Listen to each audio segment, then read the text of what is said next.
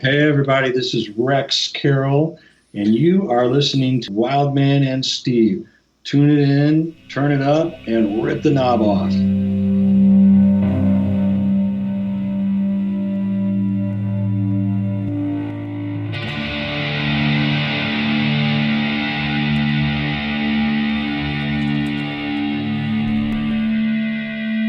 You are about to listen to the intersection of faith, talk, and music. The Wildman and Steve show starts right now.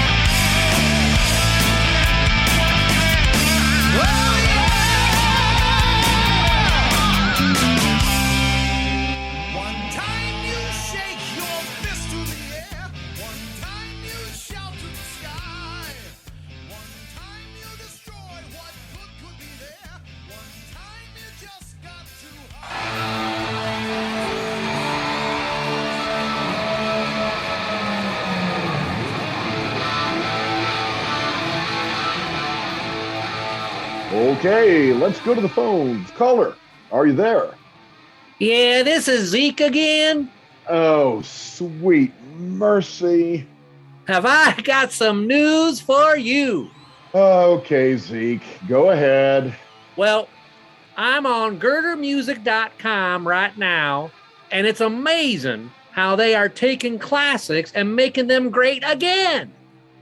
Yes, they do just that. Yeah, and let me tell you what my favorites are. My favorites are the Jetsons, Tasmanian Devil, and Tweety and Sylvester. Man, I miss those days. Zeke. I mean, it has been so long since I've been able to enjoy this stuff. Zeke, I think you're confused, man. Are you sure you're on girdermusic.com? Yep. girdermusic.com, and I am so excited to see the return of Pez. I loved Pez dispensers back in the day. I loved pulling the head back and getting that piece of candy. I'm going to order me some right now. Zeke, I think you read something wrong. It's Rez, not Pez. Rez? Yes, as in the Resurrection Band. How did you get Pez from that? Oh, now I see. Go to girdermusic.com and check out the 3 Petra vinyl records, More Power to You, Beat the System, and This Means War, complete with full color posters, as well as the Rez Band, not Pez, Rez Band 3 CD bundle, bootleg Hostage Between Heaven and Hell, complete with trading cards at girdermusic.com. So, do you get it now? Yeah, I get it. Hey, you know what? This gives me an idea. Oh, no. Zeke. It's time for a Zeke Pez dispenser. You and Wildman can make that happen. I know you guys could. Add it to your merch page. You know how to do that stuff. Look, Zeke, thanks for calling. Dispenser, man, you pull out the head. Hey, Zeke, that's it. You're done. Candy, thanks for calling. Don't worry, folks. It's coming. The Zeke Pez dispenser. Go to girdermusic.com today, and you can get 10% off your entire order. Just use the code Wildman and Steve, all spelled out with no spaces, and you'll get 10% off your order at girdermusic.com. Again, the code is Wildman and Steve.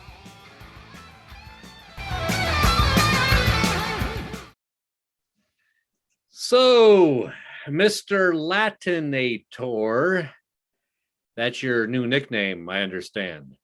Oh, brother. Yes. Oh, brother, where art thou? Yes, I have seen this kind of running around Twitter, the Latinator. I'm going to tell you, I dig it. Okay. Okay. Have you been called the Latinator before? No, I've been called the Perkinator. The Perkinator. So the Perkinator. Perkin. Oh, okay. Well, Like the my last pancake name's house, like the Perkins. pancake house Perkinator thing.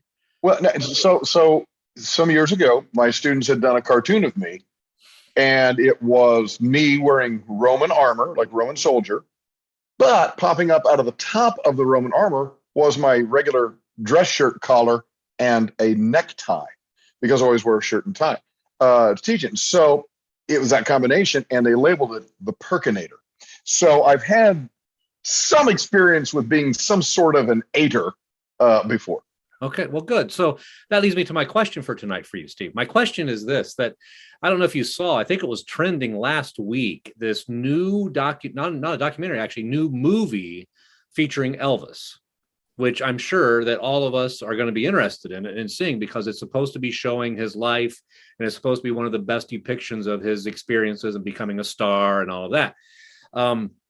And so I just was curious, if there was a movie that came out, The Latinator, and you had the authority to choose who would play you, who would that be? So I believe it or not, I've given this some thought. Wow, that's your humility coming out. I can see that. No, because in the classroom, actually, my voice is a little bit deeper and it's kind of big and so forth. And so I've always thought that James Earl Jones should at least play the voice of me. And then in terms of a person, I think it'd have to be somebody that could match, my robust good looks, the rippling musculature of my body, which our fans who listen only on Spotify or something, they don't see. You of course see this on because we do this over Zoom, and you see the smoldering mass of manliness that is Steve Perkins. And so you have to have an actor that could bring that. So that would mean, though, I mean, if we follow that out all the way to the end here, and believe me, I want to follow it to the end, but if we follow it out all the way to the end, that would mean we would need two actors. Because I'm thinking of a Bill Bixby, Lou Ferrigno kind of a thing here. It's kind of like, it's like David Prowse was in the bodysuit for Darth Vader, and James Earl Jones was the voice. Yeah. Right. So get that sort of a thing. But I see you as the Bill Bixby, but we would need somebody else to come in as the Lou Ferrigno, the Hawk, the amazing character. I will tell you, if you anger me enough tonight, Wildman, you will see me Hulk out. Okay. Hey, I believe I've seen you Hulk out before, and trust me, folks, it is not impressive at all.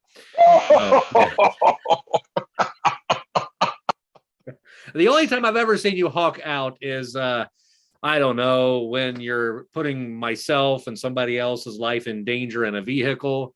But we don't need to get into those details tonight, Steve. That's all water under the bridge. I've forgotten about that experience. There's no reason to bring that up anymore. You have never forgotten that, and you'll never let me forget that. And it's time for us to move on. Yeah, folks. So when you hear the Bloodgood interview come out in a few weeks, and you hear Les Carlson say, "Let's go to Arby's," there's something to do with that. But I'm not gonna get into it completely right now, because I would never want to embarrass my partner. I don't do that. I don't do that. So, as usual, ladies and gentlemen, we want you to rate that opening from 1 to 10, 1 being the best and 10 being the best. Hashtag Wildman and Steve at Wildman and Steve.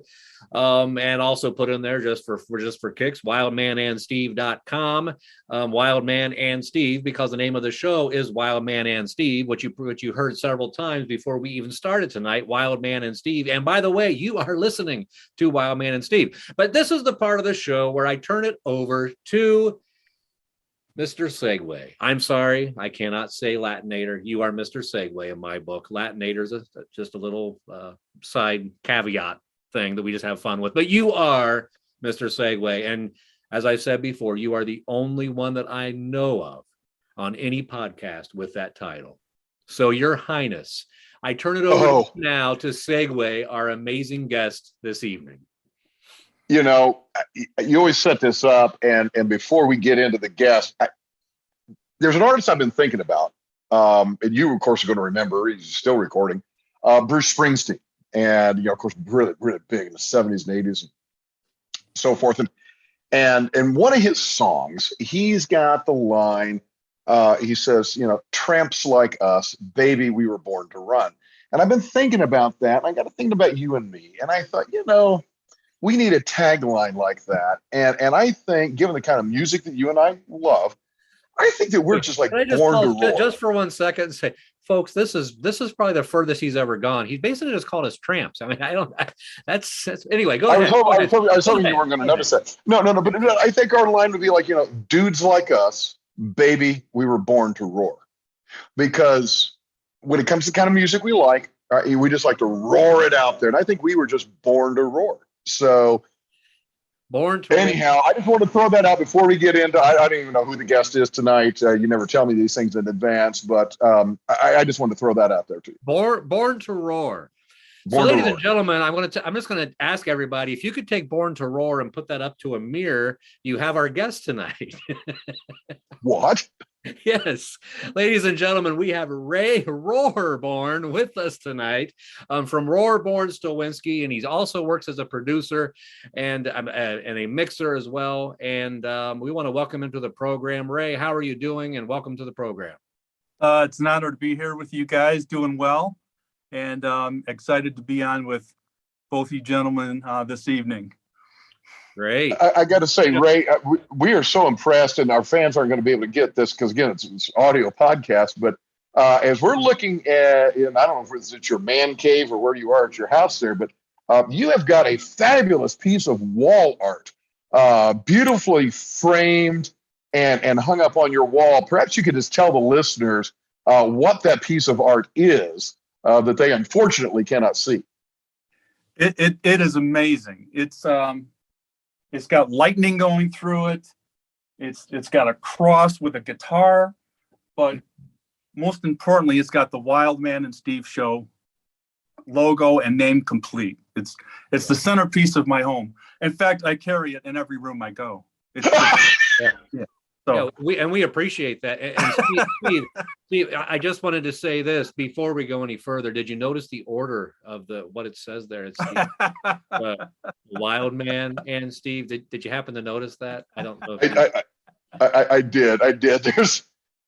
You might need a new piece of art soon, Ray. We are thinking about changing the name of the show to the Steve and Wild Man Show. So. Yeah.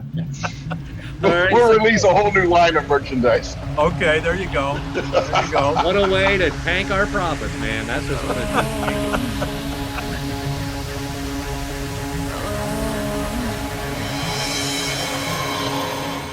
I've crawled back from the edge, just close enough to see the other side.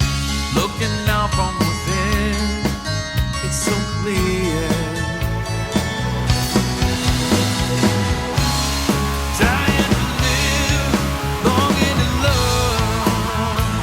This world keeps on taking me into the fire. My spirit is free, dying to live, but it's killing me. I'm bathed in the ocean of guilt and shame.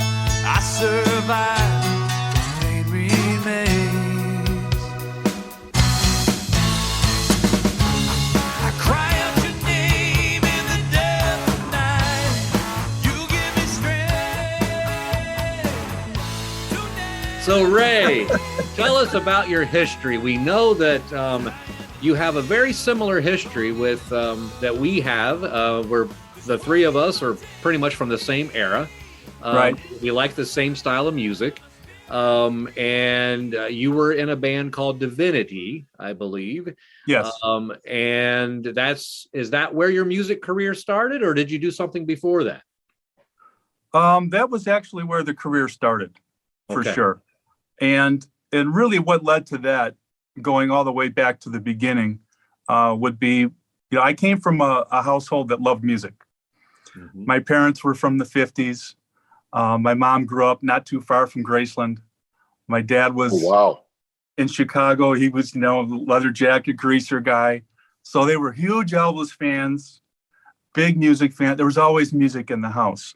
Probably when I was 8 or 9, they thought it wise to send me to the local little Baptist church that was down the street.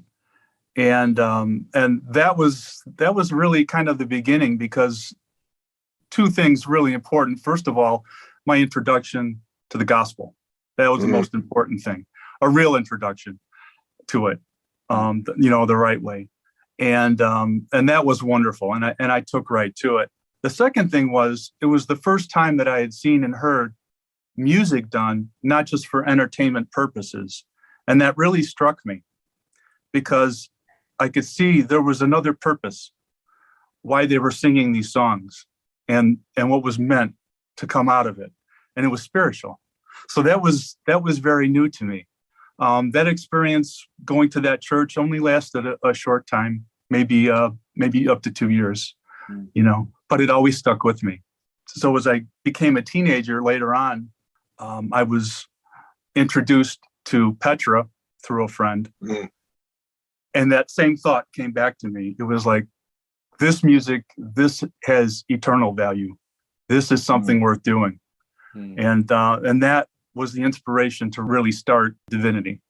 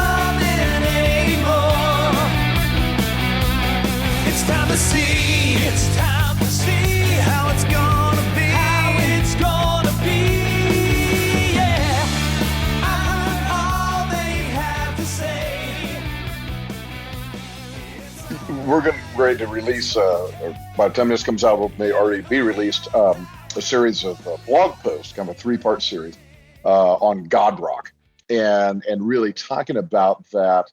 There's a lot of different facets we're going to explore, but I really like what you're saying there about really the eternal value of this kind of music, and it's honoring God. It's also reaching people with the message of God through Jesus. That is so neat. I really like that with the eternal perspective. With that said, talk to us a little bit. And we haven't talked about this question for a while, man. Do you listen to anything that is not of eternal value? So in other words, just it's fun music. It's good at a party. But let's be honest, the lyric, and we're not talking about necessarily profane or vulgar lyrics, but just right. They're not eternal value. Just cool in the gang, right? Celebrate good times. Do you ever listen to that kind of thing? And what are your thoughts on that? Or would you say that as a Christian, whether listener or musician, that it really needs to be always the eternal value sort of lyric? That's a great question. And the first answer is yes. I do listen. I listen to all kinds. I listen to music that I grew up with, that I loved, and I still listen to it all the time, constantly. But I know what it is, and I know the difference. And I think it's important, to understand that, because then you can put it in perspective. Music, any music that can touch you in different ways, can be a good thing. But there's a difference between enjoying something, feeling something, experiencing something, and then having something that can change your life, and not only for this life, but going with Christ going forward.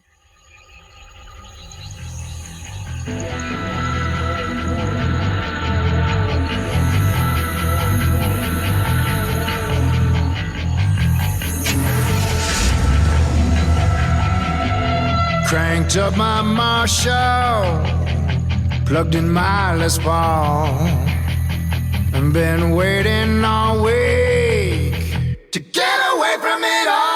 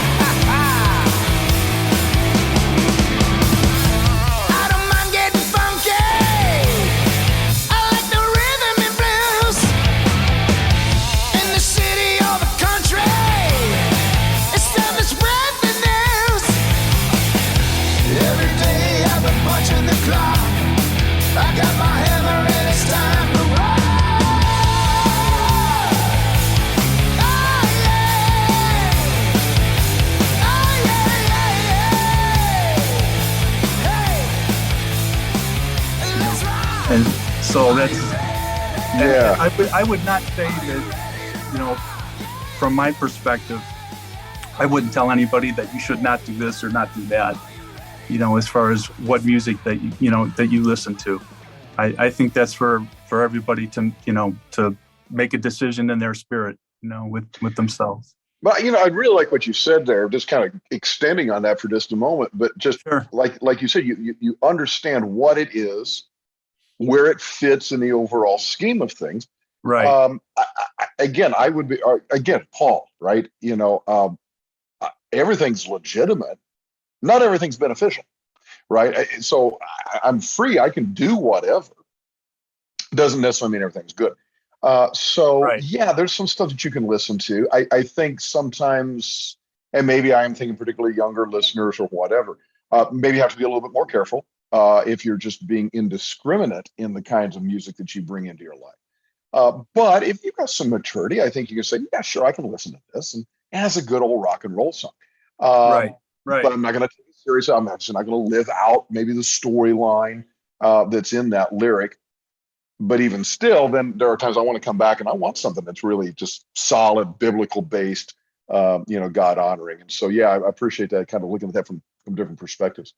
Well, I think, you know, you have to look at how is that music affecting me, right? Mm-hmm. Because if it's making me drive 100 miles an hour when I shouldn't, well, maybe I shouldn't be listening to that while I'm driving.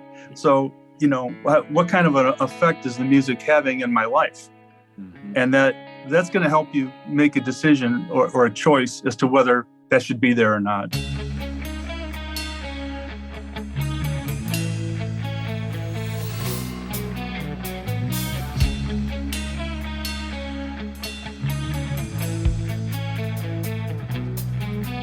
Heaven's calling.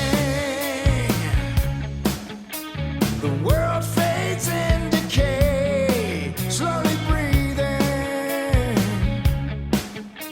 Life is only one death away.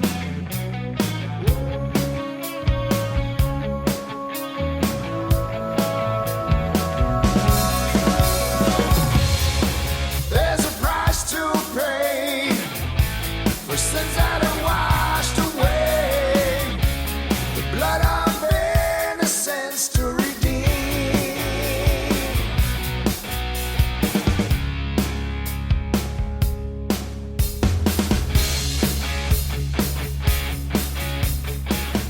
So there's a couple avenues that we could definitely take with you here.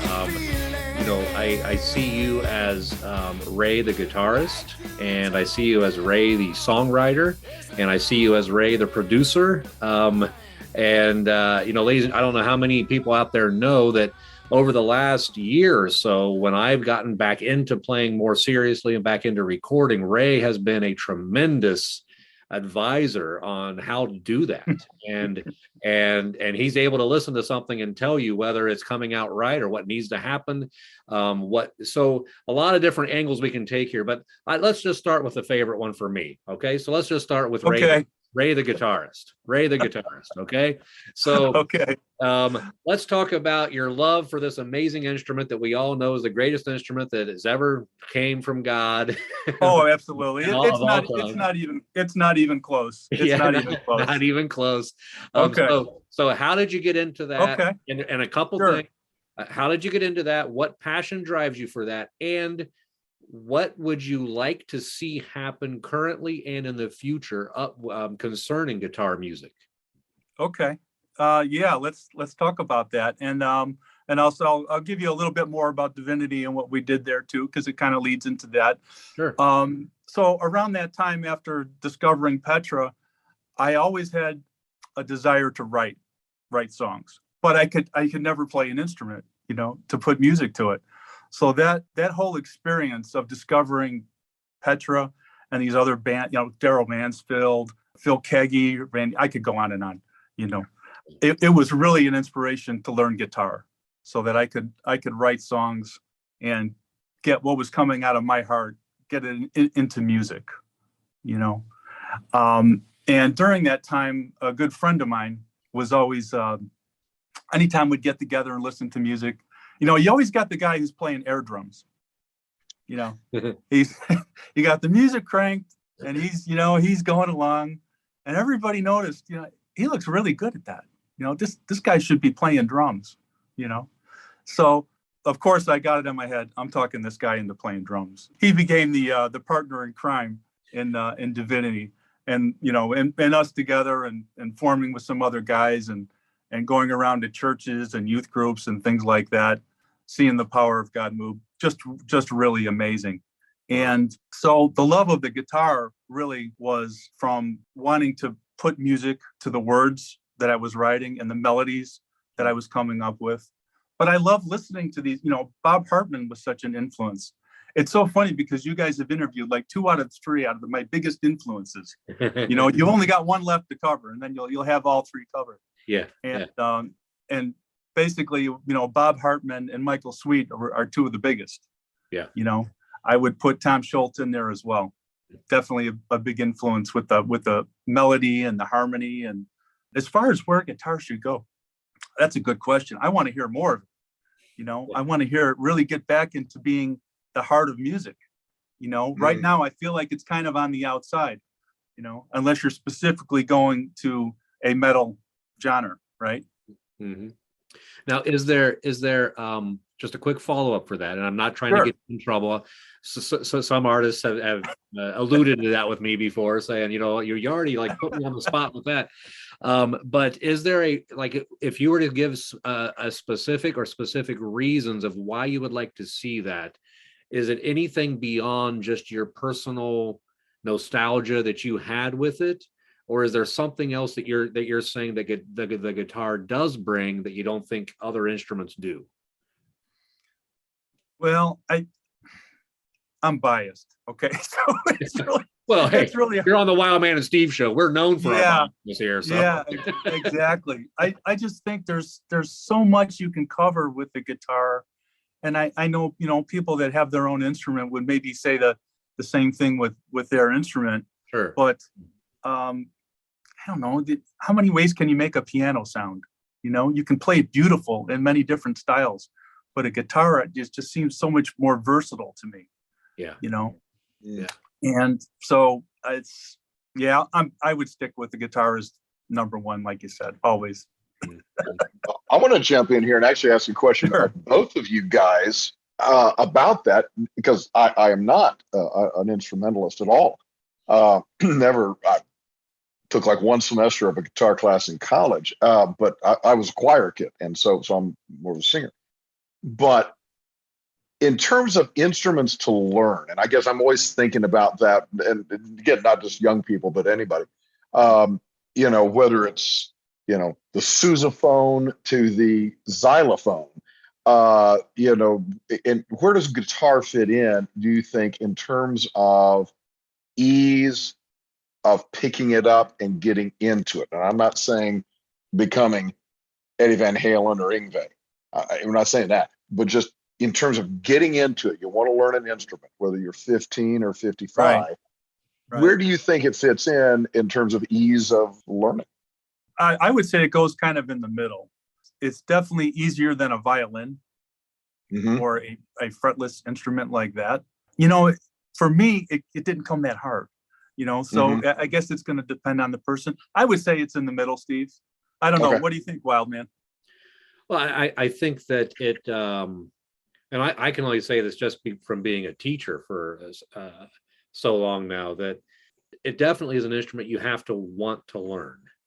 You have to have a desire. It's not something you can just sit down and just automatically just go with it. And there has to be an effort there that takes place. Right. You go through that training stage that everybody talks about, where the fingers get calloused and all that, and then eventually, if you stick with it, eventually then your fingers get used to it, and you stay with it. But how many people do probably just the three of us know who started and stopped? Sure. A lot. There's a lot of people who started and stopped. So it takes determination to get through that first hoop, so to speak, to do that. But I would agree with you that it would be in the middle as far as the difficulty, the ease of being able to do it. Yeah, it'd be something that, I tell everybody that I know that, you can do it. I don't care what age you are. If you want to, you can do it. That's absolutely true.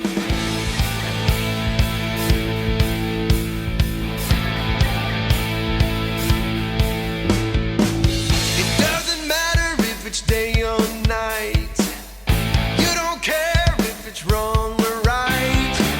You get one chance, you get one life. It can't be saved with a gun or a knife. Mothers cry as children die. There's no winner when it's out for a night. Over your shoulder, death awaits. The evil stops at heaven's gate. Heaven's calling, and there's hell to pay. Heaven's calling, and there's hell to pay. She turned 8 on a summer day, just a child. Wow. I'm thinking, I don't know, let's make this a 2-part episode, because there's so much we can go off.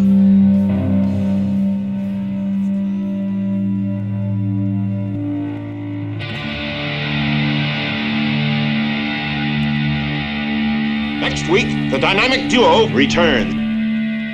The Wildman and Steve Show is now partnering with New Release Today. Find out more about them at newreleasetoday.com.